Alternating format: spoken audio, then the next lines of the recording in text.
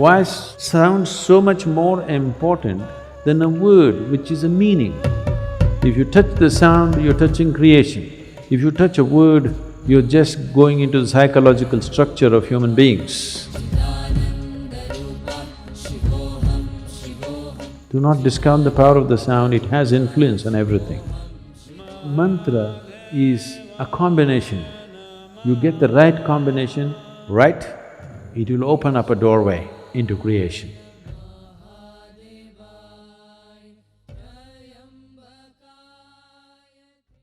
Yes. Is it okay to chant mantras without knowing the meaning? Mantras have no meaning. See, there are two dimensions to a mantra. Mantras are not supposed to have any meanings in the tradition. There are different types of mantras. Unfortunately, the mantras which are normally known, they have given them meanings so that people can involve. Because there are lots of idiotic people who cannot involve with anything that's meaningless. That is why they miss the sunrise, the sunset, the moon, the full moon, everything they miss because it's meaningless. What is the meaning of a full moon? There is no meaning, only if you're in love it means a lot. Otherwise, what is it? Nothing. It's not meaningful means it is not useful. So, all the idiots on the planet will do only meaningful things. Yes, because they have no intelligence to recognize life and the many facets of life. It is not because you have attached a stupid meaning to it, it exists. It exists beyond you. It existed before you, it will exist beyond you. It is not because you give it a meaning, it's become useful or not useful. So the stupid in the world will do meaningful things. They may be intellectual, but life stupid, they have no life sense. If you have life sense, you will see it is the most meaningless things which really set you on fire, isn't it so? No? So they created two kinds of mantras. One larger set of mantras which have no meaning, just pure sound. You will see this in our music also. The Yaksha program happened just now and many of our people who are looking for meanings were thoroughly bored because they're doing alap for 40 minutes, Say something, say at least Shiva, Shambho, something. No, They're not getting the point because it's about the sound. Why sound so much more important than a word which is a meaning? Meanings are made up in human minds. Sound is the essence of creation. If you touch the sound, you're touching creation. If you touch a word, you're just going into the psychological structure of human beings. Psychological structure of human beings is essentially a certain kind of madness. We can enjoy it, we can use it, but essentially it's a certain kind of illusory setup. Sound is a fundamental aspect of creation. If you have mastery over sound, you have mastery over creation itself in a certain way, because creation is just a complex amalgamation of sounds. It's the blueprint of creation. But meanings are human things. You know, the same words mean different things in different languages, even in India. You know this. The same word means different things because it's all made up. The sound is not made up. Sound is part of the creation. Sound is part of the existence. Sound is part of making the creation happen. Right now, the whole creation is reverberating in a certain way. You cannot hear it, it doesn't matter. But the words and meanings are a human making. It is meaningful only as a conspiracy. When I say a conspiracy, do you hear what the cricket is saying? What is he saying? You don't know, but they're talking. They're also like you. Some of them are just making sound, just doing alap, just sound, simply enjoying the sound.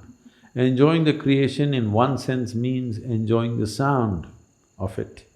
If you don't have a keenness to listen, if you don't have a keenness to pay attention, you cannot enjoy any aspect of creation, actually.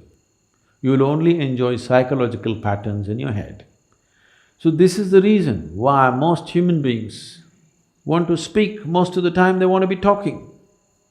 Not because they have something to say, because they have to find meaning. Simply, either silence or sound, both are too overwhelming. That is why when we say spiritual process, first thing is silence. If you are psychologically very stable, you may say, okay, 30 days silence, 60 days silence. If you're psychologically fragile, we'll say, okay, 3 days. 3 days also people go crazy, we'll say, okay, half a day silence, up to noon silence, after that you blabber. They usually make it up afternoon. Those of you who talk a lot, you know, meaning is meaningless. You can simply talk. A whole lot of people are experts, they can simply speak without any meaning. They have understood the importance of sound. They can go on talking without making any meaning. Now, if you were a bird, we would pardon you. If you were this one, we would be okay. Or if you're a musician, you would be okay to make meaningless sounds. If you're speaking, you're expected to make some meaning. So mantra is not to be spoken, it is to be chanted. Chanting means chant is of the sound, not of the meaning. Meaning is of speech, meaning is of the word, written word and spoken word. Meaning does not belong to a chant. A chant is simply a sound, a reverberation. So if you do not know the meaning, it's the best way to chant, if you ask me. Simply, absolutely involved with the sound and saying it. But first of all, what you are uttering, is it a mantra or is it a bhajan or is it a sankirtan? You must look at it. If it's a mantra, mantra means a pure sound. It need not have any meanings. You can give it whatever meaning you want to start with, because without meaning you cannot be involved. But once you know how to be involved, you should not give it any meaning. Om Namah Shivaya does not mean you go on imagining one man sitting there on top of a mountain with something happening around him. No. Initially, if that's the only way you can be involved, you can look at the Sivakasi picture. Okay? Once you know how to be involved with the sound, you get rid of the man. He's not needed, he's a disturbance. I'm telling people in Sanyama, they're chanting. Their question is, if Shiva comes, I'm calling so many times, if he comes, just ignore him. Because that's not the thing about mantra. The mantra is that you involve yourself in the sound, because you yourself, your physical thing is a certain pattern of sound. Right now you're trying to make yourself into a different pattern of sound, so that this sound becomes an access point to the larger sound which you call as the cosmos. A larger arrangement of sounds is cosmic in nature. Now, you use a certain key sounds in a particular arrangement, you know. In the safes, the locks are called a combination lock. So you have to just get it right for it to open. So mantra is a combination. You get the right combination right, it will open up a doorway into creation.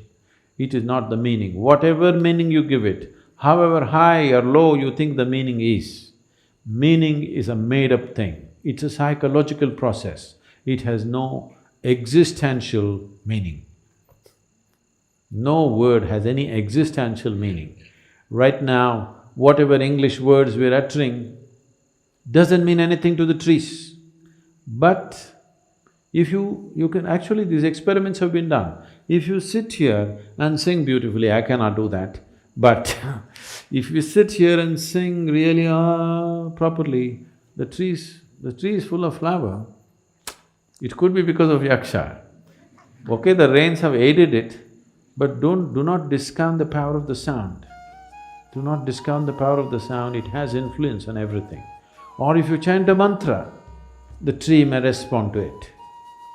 If you sing music, it may respond to it. If you just generate a thought, it may respond to it. But if you speak, it will not respond. This is true with the tree, this is true with the divine.